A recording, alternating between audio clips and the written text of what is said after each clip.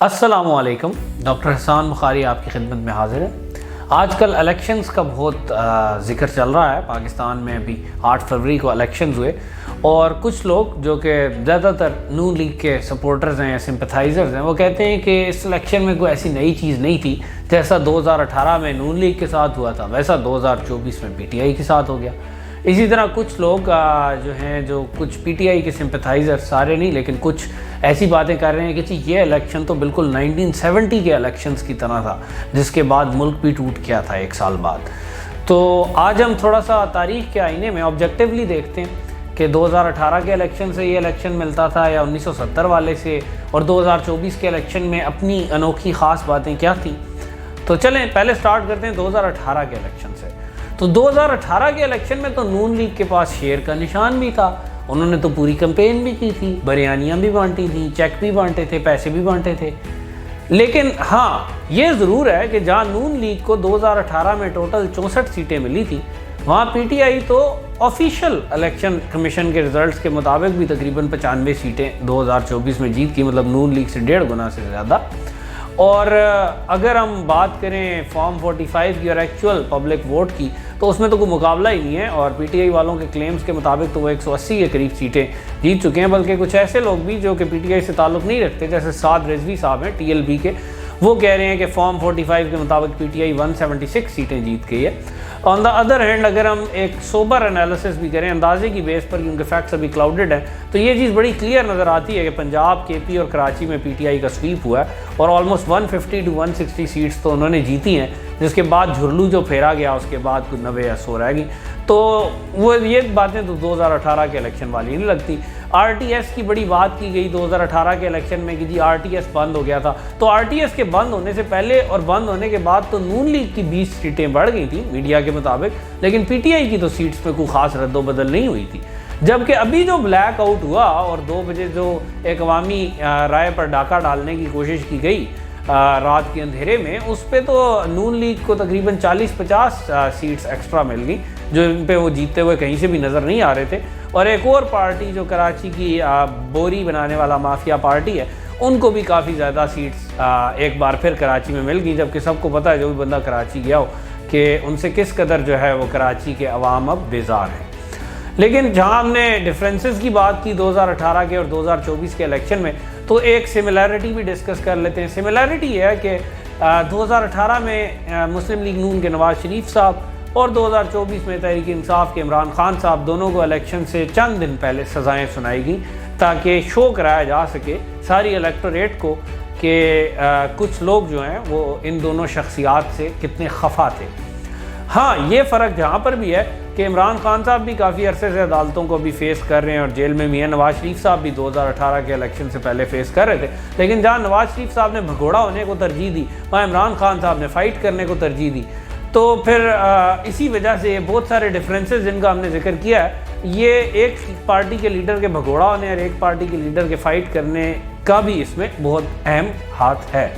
अब चलते हैं 1970 के इलेक्शंस की बात की तरफ। वो कुछ लोग PTI के कुछ नादान दोस्त जो हैं वो बड़ी एक तारीख़ से डिवोर्स्ड बातें करते हैं कि जी अब मुजीब के साथ भी ऐसा ही हुआ था जो अब PTI के साथ हो रहा है। पहली बात तो ये कि मुजीबुर रहमान के साथ इमरान खान को मिलाना, तो मुझे लगता है नून लीग वालों को उसूलन मिलाना चाहिए, क्योंकि वो इमरान खान साहब से नफरत करते हैं। PTI वालों का ऐसा पैरेलल ड्रॉ करना तो उनके लीडर के साथ बड़ी ज़्यादती है, क्योंकि मुजीबुर रहमान साहब तो एक कन्फर्म ट्रेटर थे जिन्होंने 1963 में भी 1965 के इलेक्शन का बड़ा जिक्र किया जाता है कि उसमें रिगिंग की वजह से मुजीब एंटी पाकिस्तान हुए, लेकिन वो तो 1963 में भी इंडिया के पास गए थे और कहा था कि हमें मुल्क को सेपरेट करने में आपकी फ़ौजी मदद चाहिए। जवाहरलाल नेहरू ने इनकार कर दिया था, कहा था मॉरल सपोर्ट कुछ देंगे लेकिन फ़ौजी मदद नहीं दे सकते।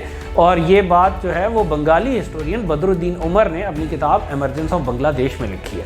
तो ये तो चीज़ बड़ी क्लियर थी कि मुजीबुर रहमान साहब कौन थे, गद्दार थे, एक एथनोसेंट्रिक किस्म के रेसिस्ट इंसान थे जिन्होंने बंगाली कौमियत की बिना पर अपनी सारी सियासत की और बाकी तमाम कौमों के ख़िलाफ़ नफ़रत फैलाने पर सियासत की। शाला पंजाबी, शाला पठान, हर वेस्ट पाकिस्तानी के ख़िलाफ़ नफ़रत का जहर उन्होंने बंगाल के अवाम में भरने की कोशिश की। ये उनकी टोटल सियासत थी।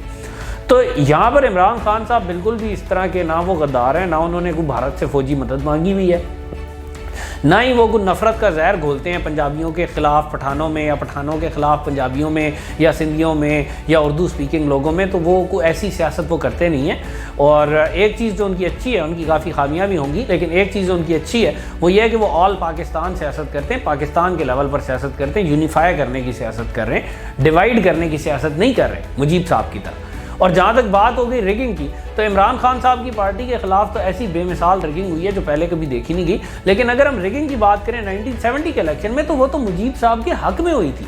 और मुजीब साहब की पार्टी को फुली इजाज़त थी कि जितनी मर्जी बैलेट बॉक्स स्टफिंग करे, जितनी मर्जी प्री पोल रिगिंग करे, जितना मर्जी अपने सियासी ओपोनेंट्स को बुली करे, उनको फुल इजाज़त थी। और ये सब कुछ आर्मी के सामने हो रहा था, जो आर्मी उस वक्त मुल्क पे डायरेक्ट गवर्नमेंट कर रही थी। याया खान साहब आर्मी चीफ थे और मुल्क के सरबराह भी थे। और उसकी वजह यह थी कि आर्मी चीफ याया खान साहब का ख्याल था कि एक हंग पार्लियामेंट आएगी, और उन्हें उनकी इंटेलिजेंस वालों ने, जैसे अभी इंटेलिजेंस वालों ने बड़ा मिसगाइड किया ना इस इलेक्शन में, तो उन्हें भी इंटेलिजेंस वालों ने बड़ा मिसगाइड किया था कि अवामी लीग को आप फुल खुला भी छोड़ देना तो 60, 70, 80 सीटें जीत जाएगी, इससे ऊपर नहीं आएगी। और याया खान साहब चाहते कि हंग पार्लियामेंट में अवामी लीग बड़ी पार्टी बन के उभरे, ताकि वो सारे मुल्क के अवाम को बता सकें कि देखें जी ये तो गद्दार जो है बंदा, अगरतला साजिश केस वाला और ये नफरतें फैलाने वाला बंदा, ये सबसे बड़ी पार्टी बन के आ रहा है, और हंग पार्लियामेंट भी है, ताकि वो आराम से एक बार फिर ये मंजन अवाम को बेच सकें कि सारे सियासतदान तो या गद्दार होते हैं या नाअहल होते हैं, या सारे बहुत ही बिल्कुल फारिग होते हैं, और मुल्क का निजात दहिंदा सिर्फ मैं हो सकता हूँ और मैं ही इस मुल्क का सेवियर हूँ। और फिर आराम से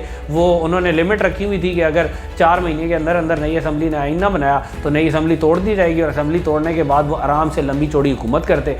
ये और बात कि उनकी इस नेग्लिजेंस और इनकॉम्पिटेंस ने ये किया कि मुजीब साहब अपनी रिगिंग की वजह से सारी सीटें जीत के, और उसके बाद वो एक बहुत बड़ा मसला बन गए मिलिट्री हंता के लिए, जिसके बाद याया खान साहब ने बिल्कुल दूसरा पैंतरा बदला, और उसके बाद अवामी मैंडेट को मानने से, जो भी डिक्लेयर हुआ था इलेक्शन के बाद, उसको मानने से बिल्कुल इनकार कर दिया, बल्कि बार बार उन्हें वार्न किया गया कि सिविल वॉर हो जाएगी, लेकिन वो फिर भी ना समझे और उन्होंने सिविल वॉर करवा के दम लिया, और पाकिस्तान के हज़ारों शहरी शहीद हुए, हज़ारों हमारे फौजी शहीद हुए, एंड पे सरेंडर भी करना पड़ा।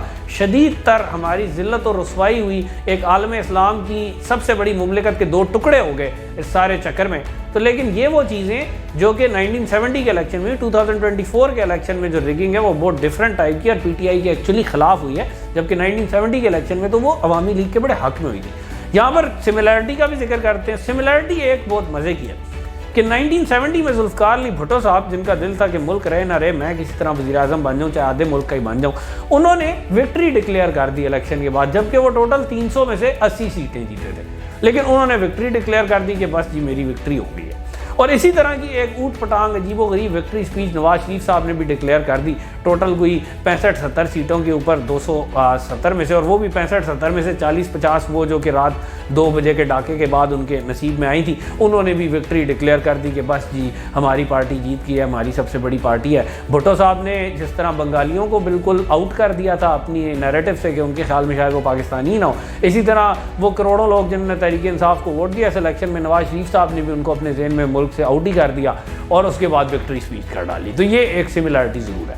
और अगर आप मेरी नाकिस राय पूछिए तो as a student of history मैं ये कहूँगा कि 2024 का इलेक्शन पाकिस्तान की तारीख का अनोखा इलेक्शन था। इस तरह का इलेक्शन पहले कभी नहीं हुआ। इसमें बहुत सारी ऐसी चीज़ें हुई जो पहले कभी किसी इलेक्शन में नहीं हुई। सबसे पहले तो अनप्रेसिडेंटेड रिगिंग, इस तरह की शेमलेस रिगिंग कभी भी किसी इलेक्शन में वेस्ट पाकिस्तान के रीजन में नहीं हुई।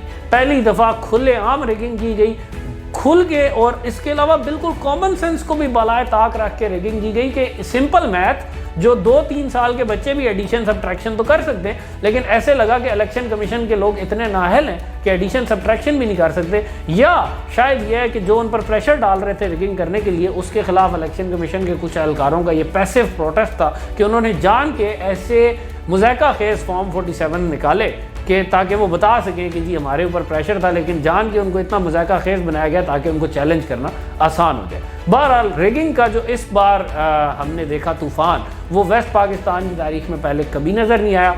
एक दफ़ा ईस्ट पाकिस्तान में नज़र आया था, वो एक सेपरेटिस्ट ने गुंडागर्दी से करवाई थी, और उस रिगिंग के नतीजे में भी एक ऐसे ही मैंडेट सामने आया था, एक सूडो मैंडेट, जिसने मुल्क को तोड़ने में अहम किरदार अदा किया, और इस रिगिंग के नताइज भी मुल्क पर इंतहाई ख़तरनाक हो सकते हैं। जिन्होंने रिगिंग किया है उन्होंने मुल्क दुश्मनी का बदतरीन सबूत दिया।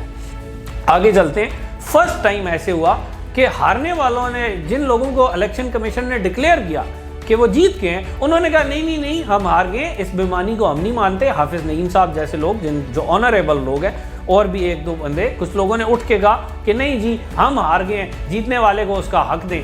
पहली दफ़ा पाकिस्तान की तारीख में हुआ, पहली दफ़ा पाकिस्तान की तारीख में ये हुआ कि एक इलेक्शन में सबसे ज़्यादा जीतने वाली पार्टी का सरबराह जेल में बैठा हुआ था। ये भी पहली दफ़ा हुआ कि जेल में बैठे हुए मगजूब लीडर पर भी अवाम ने इतने ज़्यादा एतमाद का इजहार किया। उसके बाद पहली दफ़ा ऐसे हुआ कि किसी पार्टी को सिंबल भी डिनाई कर दिया गया, कैंपेनिंग की भी इजाज़त नहीं दी गई, उनसे सब कुछ प्री पोल रिगिंग के भी सारे रिकॉर्ड तोड़े गए, फिर भी वो जीत गए।